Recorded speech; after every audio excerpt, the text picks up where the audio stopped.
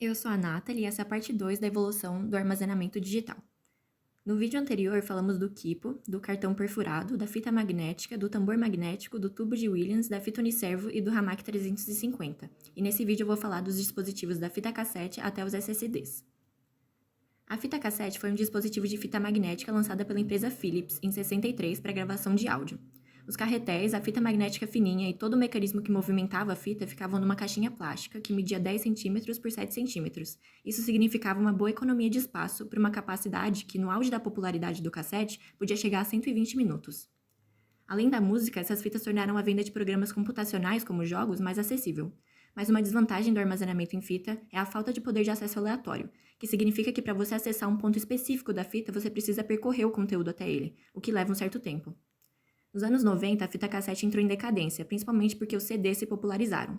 Mas mesmo assim, os avanços que o desenvolvimento das fitas trouxe permitiram que fitas desse tipo continuassem sendo uma alternativa para armazenamento ainda nos dias de hoje. Próximo na linha do tempo vieram os disquetes, introduzidos pela IBM em 71.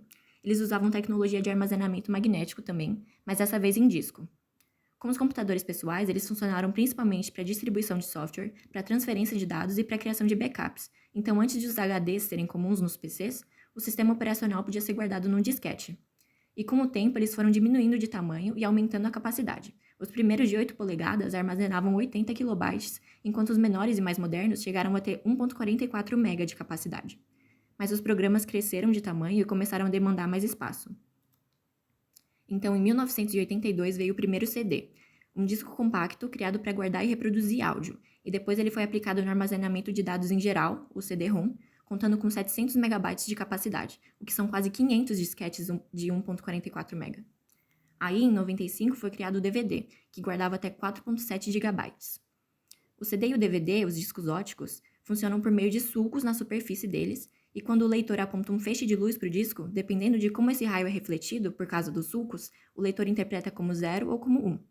E a gravação de mais informação binária na superfície dos discos, junto com o uso de luz de menor comprimento de onda, é o que caracteriza os discos óticos de maior capacidade.